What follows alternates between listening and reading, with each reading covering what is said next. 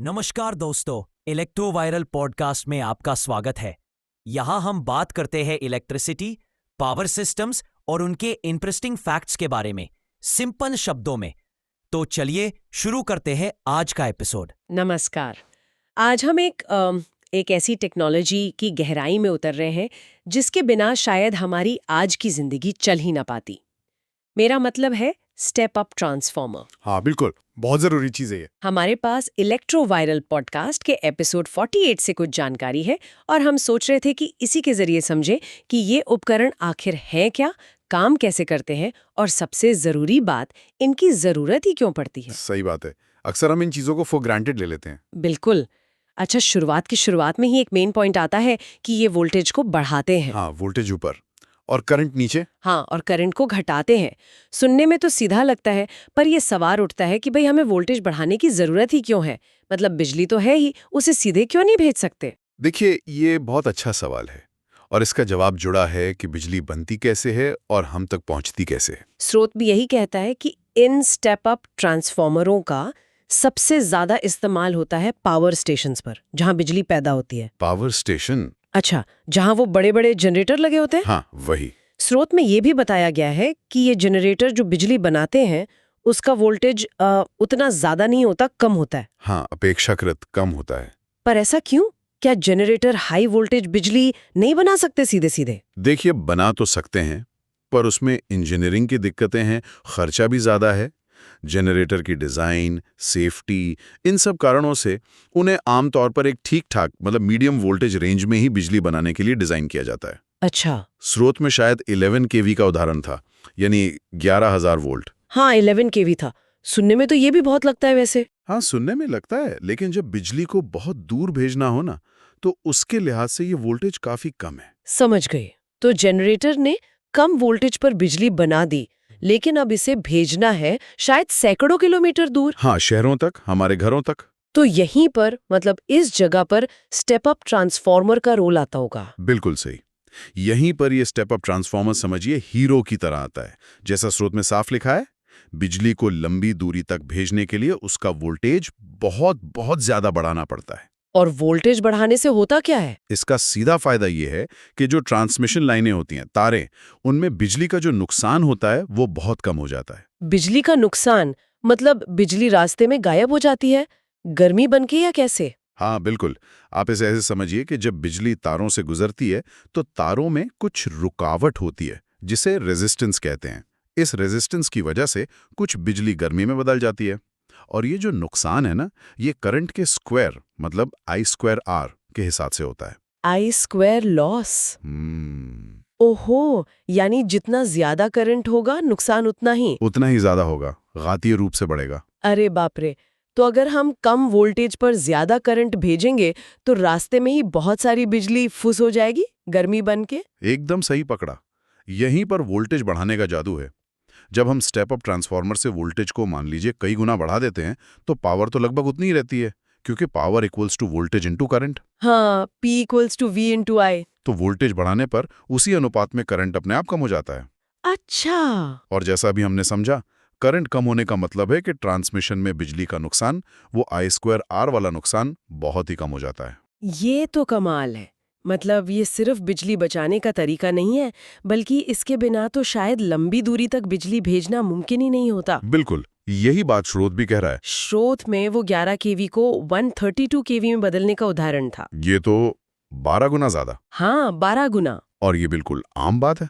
बल्कि कई बार तो बहुत लंबी दूरी के लिए वोल्टेज को इससे भी कहीं ज्यादा, जैसे 400 केवी, यहाँ तक कि 765 केवी तक भी बढ़ाया जाता है। बाप रे, 765 केवी। हाँ, तो स्रोत बिल्कुल सही कहता है कि अगर ये स्टेप अप ट्रांसफार्मर न होते तो लंबी दूरी तक बिजली भेजना प्रैक्टिकली आर्थिक रूप से संभव ही नहीं था। ज्यादातर बिजली रास्ते में ही गर्मी बन जाती। तो ये तो एकदम साफ हो गया कि ये क्यों इतने जरूरी हैं। ये तो जैसे पावर ग्रिड की रीढ़ की हड्डी हो गए, कह सकते हैं। अब आते हैं उस हिस्से पर जो मुझे हमेशा से बड़ा दिलचस्प लगता है कि ये काम कैसे करता है, ये वोल्टेज बढ़ता कैसे आखिर। स्रोत में वो वाइंडिंग्स और टर्न्स, घुमाव का जिक्र था। हाँ, स्रोत उसके बेसिक प्रिंसिपल को अच्छे से बताता है।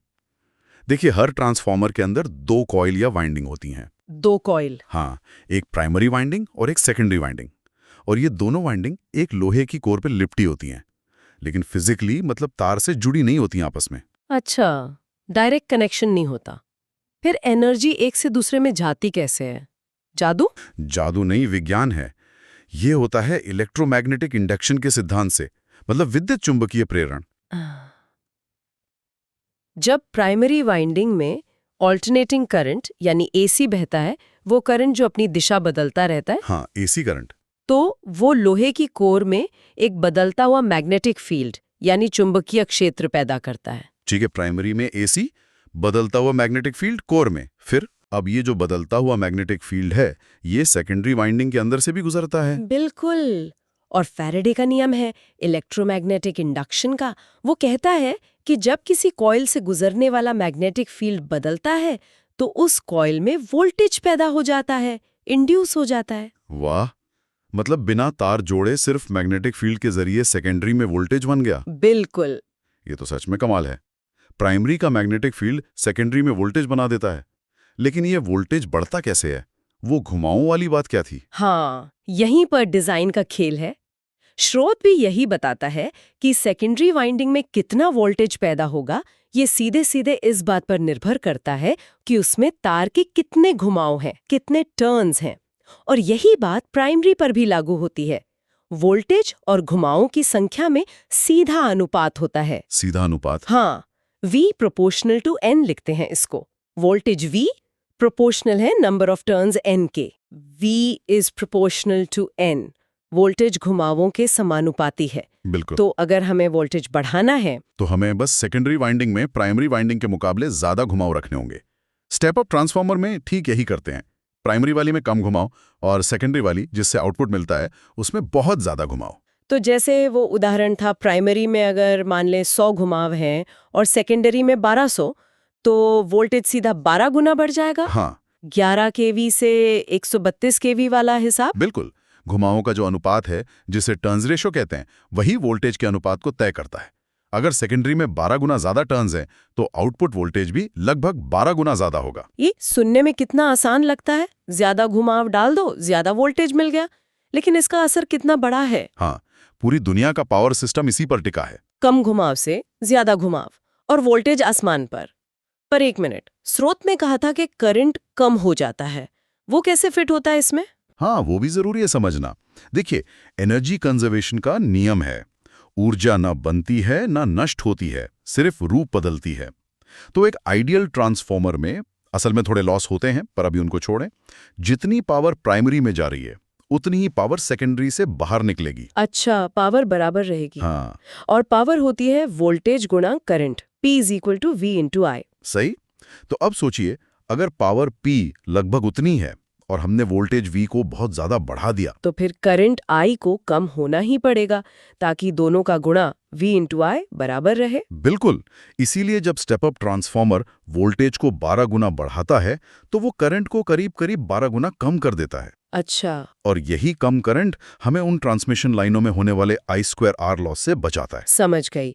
वोल्टेज बढ़ाना और करंट घटाना ये एक ही सिक्के के दो पहलू हैं, और ट्रांसफार्मर ये दोनों काम एक साथ कर देता है। हाँ, ये सच में इंजीनियरिंग का एक बहुत ही एलिगेंट, बहुत ही शानदार उदाहरण है ना? कि कैसे फिजिक्स के इतने बेसिक प्रिंसिपल, इलेक्ट्रोमैग्नेटिक इंडक्शन और V प्रोपोर्शनल टू N का इस्तेमाल करके इतनी बड़ी प्रैक्टिकल प्रॉब्लम का हल निकाला गया है। हाँ, लंबी दूरी तक बिजली भेजने की समस्या का हल। बिल्कुल। तो अगर हम इलेक्ट्रोवायल पॉडकास्ट के इस हिस्से से जो सीखा उसे समेटें तो कुछ खास बातें निकलती हैं। पहली तो ये कि स्टेप अप ट्रांसफार्मर वोल्टेज बढ़ाते हैं और उसी अनुपात में करंट घटाते हैं। हाँ। दूसरी बात, इनका मेन इस्तेमाल पावर स्टेशंस पर होता है। किस लिए? ताकि जनरेटर से मिली कम वोल्टेज वाली बिजली को हाई वोल्टेज में बदला जा सके, लंबी दूरी तक भेजने के लिए। सही। और तीसरी बात, ऐसा करने की सबसे बड़ी वजह है ट्रांसमिशन लाइनों में होने वाले बिजली के नुकसान को कम करना। वो I² वाला नुकसान जो करंट के स्क्वायर पर निर्भर करता है। हाँ, तो करंट कम तो नुकसान बहुत कम। बिल्कुल। और चौथी बात, ये सब मुमकिन होता है ट्रांसफार्मर के डिजाइन की वजह से। वो इलेक्ट्रोमैग्नेटिक इंडक्शन वाला सिद्धांत और सेकेंडरी वाइंडिंग में प्राइमरी से कहीं ज्यादा घुमाव, टर्न्स होने की वजह से V प्रोपोर्शनल टू N। हाँ, ज्यादा टर्न ज्यादा वोल्टेज। ये 4 मुख्य बातें स्रोत ने अच्छे से सामने रखी।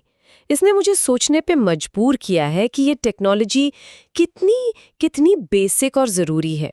हाँ बिल्कुल, और ये जानकारी पता है एक और गहरे विचार की तरफ ले जाती है।